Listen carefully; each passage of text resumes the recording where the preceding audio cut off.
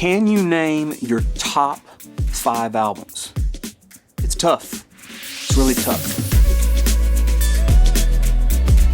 Trying to put together a list of your favorite albums if you're really into music is harder than you might think. I probably had to sit and think, I don't know, for 2 or 3 days to try to put together a collection if I was going to tell someone my absolute favorite albums. I dwindled the list down to 26, and then from that 26, I tried to figure out what my top 5 were. Now, 2 or 3 of those albums I already knew, hands down, were in the top 5. Trying to actually put a number on those albums was tougher than you might think. So I'm going to start at the back of the list and quickly move up, and then I'll reveal the top 5 at the end of the video.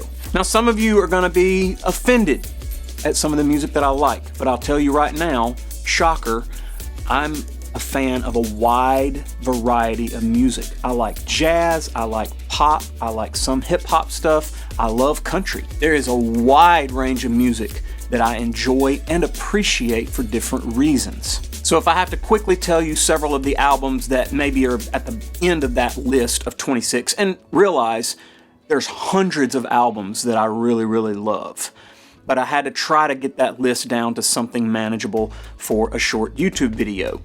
Niall Horan, Heartbreak Weather, amazing pop record. If you haven't listened to it, you need to go check it out. Switchfoot, both Hello Hurricane and Nothing Is Sound, those are albums that I lived with for many, many years and still enjoy to this very day. Starting Over, Chris Stapleton. I think this might be his best album ever. Aside from the fact that he went into the studio with several heavyweight musicians, including several guys from Tom Petty's Heartbreaker Band, is probably his absolute best work of art, in my opinion, was the Starting Over album. John Mayer, Room for Squares, definitely on the list. Norah Jones, Come Away With Me, the original Nickel Creek album. Laney, Malibu Nights, amazing pop hooks on that album. I definitely had that on repeat for multiple months. Kesha. Okay, now many of you look at me and you're like, Kesha? Really, Kesha? The Animal album is, in my opinion, one of the best pop records ever written. It is loaded with hooks. And before all of you are like, oh, she's a pop princess, she doesn't actually write her music, look at the album notes. She writes her music. She is heavily invested in the production and the writing of these songs. And I'm telling you right now, it is very, very difficult to put together a pop record that has this many hooks, this many memorable moments, this much ear candy. It is tough to put together a pop record that sounds this good. Quite frankly, this may be one of the all-time best pop records I've ever heard. She is absolutely amazing. If you've never read her autobiography, it's called My Crazy Beautiful Life, and she tells a lot of stories about her upbringing and her amazing musical journey. But Kesha, the Animal album, particularly, in my opinion, the Animal album, amazing record. It's definitely in my top 26. And I know some of you are judging me. You're judging me because I like pop candy records, but I'm telling you, it's harder to make those hooks than you think it is. Jack Johnson, In Between Dreams, one of the best folk, easy listening albums I've ever heard. Owl City, Ocean Eyes, Taylor Swift, Folklore. I think Folklore is probably her best album, and I like all of her albums. I'm telling you right now, I have all of Taylor's albums. I have the original ones, and I have Taylor's version, and then I also have the original digital downloads and the original Taylor downloads. That's right, I bought most of her albums 4 different times. Foster the People, Torches, Maren Morris, Humble Quest.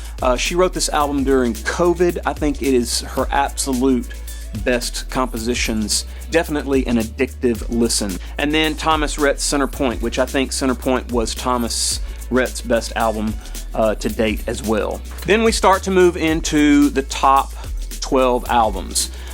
Dido, Life for Rent. This is an album that I probably listened to for, I don't know, maybe 3 or 4 months solid. I just left it in the CD player. Vehicles used to have CD players.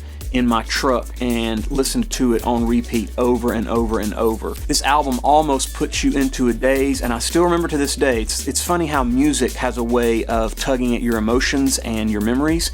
I still remember being on the Mississippi Gulf Coast for summer camps, and I had that album in the CD player for that whole summer and going up and down the coastline listening to Dido's hit song on that record, without a doubt, would have been White Flag. And to this day, I still pull that album out. It takes me right back to the beach 10, 15 years ago, and I can relive those moments through that album. Number 11, Spaceman, Nick Jonas. I do enjoy Jonas Brothers music, but again, pop music.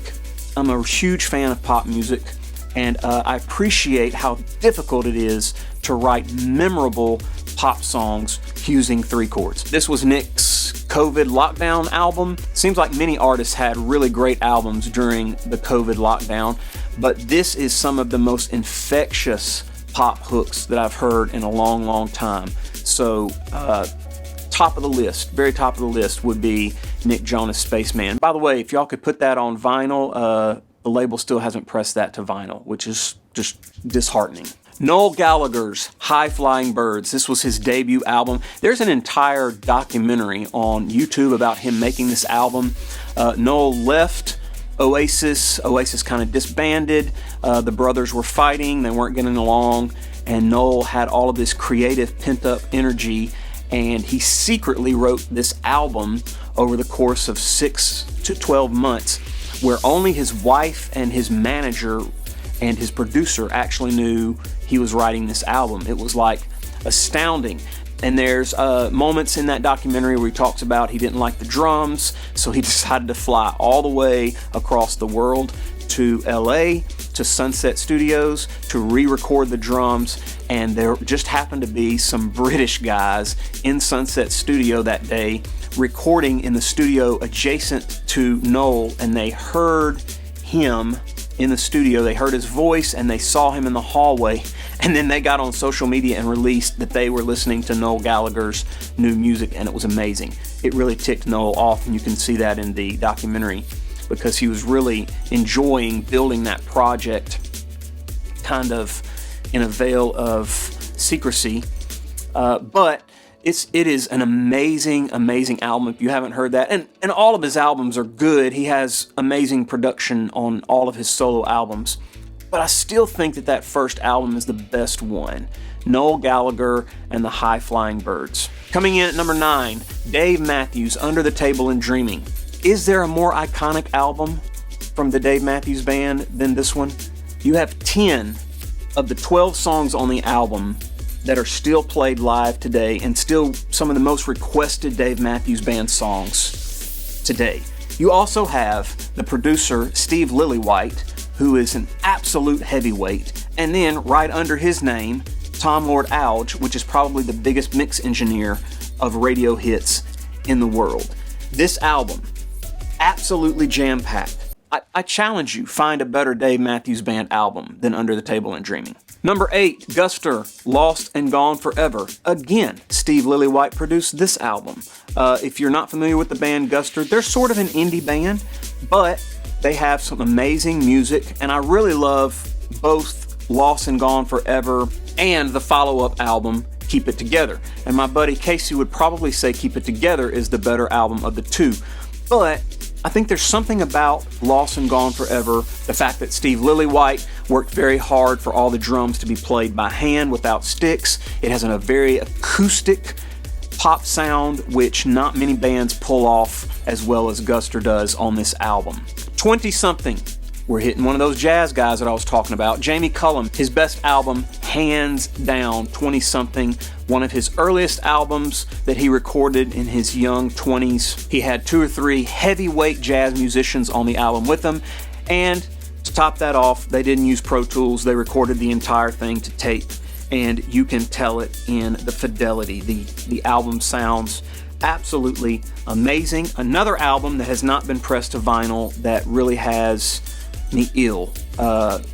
Y'all need to get it. Record labels need to get on that, because there's those of us out there that will pay some good money to to get some vinyl pressed of some of these amazing albums. Number 6, Coldplay, Viva La Vida. There's a lot of amazing Coldplay albums, but again, I told you earlier that emotion that is attached to an album. I still remember being a young married couple, and me and Jen ended up going to Destin one summer together for about a week, and we had this album. It had just come out that summer, and oh my goodness, we listened to it over and over and over. I think Jen was actually tired of the album by the end of the trip, but that album is still burned into my memory, and I still remember driving up and down the beach in Destin, well, as fast as you can actually drive since it's normally bumper to bumper traffic, and being around the mall area, the outlet mall, and listening to that album. That album still takes me back to that summer. We finally arrived at the top 5. Many of the people who know me know that my background in music really stems from folk,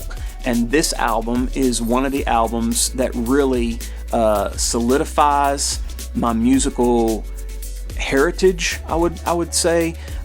James Taylor and his original Greatest Hits, and I really like the Greatest Hits album 1 and the Greatest Hits album number 2, but obviously Greatest Hits 1 was the album that I remember listening to over and over and over when I was growing up. When I got into college, I actually learned how to play the guitar by listening to this album and then mimicking his picking style. That's really how, if you listen to the way that I pick guitar today, I learned those picking skills by listening to James Taylor and sort of mimicking what I was hearing in his picking style. Switchfoot, The Beautiful Letdown, album number 4. Absolutely Switchfoot's greatest album. In fact, I got some tickets to their tour that's coming to Memphis really soon, and it's the Beautiful Letdown tour where they're going to play the album front to back because it's the anniversary, and I am completely stoked and excited. But this album was loaded with some of their absolute best songs they ever wrote, mixed by, you guessed it, Tom Lord Alge, one of the best mix engineers I have ever heard. Amazing production. They worked really, really hard on this album. I can't remember the exact history, but they were in between record labels trying to get a deal. They had been dropped. They were trying to get picked up by another record label. I remember they produced the entire album as a demo, front to back, so they know exactly what they wanted to do, and then they went into the studio, re-recorded it, and had some legends work on the album, including Tom Fields, Tom Lord Alge, and Chris Lord Alge. Both brothers worked on this album. Amazing album. Number 3, Mute Math, Armistice. Now, this album does exist on vinyl. If you can find it, the last one that I found on eBay was currently going for, I think, $360. I'm not a buyer of vinyl at $360, so I'm just going to be out of luck on this one.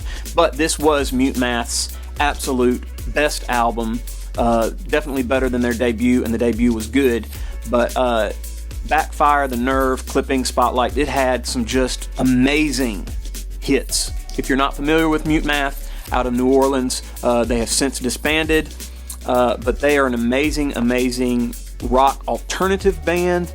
If you've never checked them out or given them a listen, head on over to Apple Music, Spotify, or go buy the album. Number 2 on my list, The Outsiders, Need to Breathe. Another indie kind of band. I say indie, they're technically on Atlantic Records, or they were this album. They're sort of that band that just never blew up and should have. Like, I can't hardly explain it. There's actually a documentary that talks about the fact that they're such an amazing band and by all accounts should have been just huge. They're certainly what I would call an underdog, and I don't know why they just haven't gotten bigger than they actually are. But this was my absolute favorite album.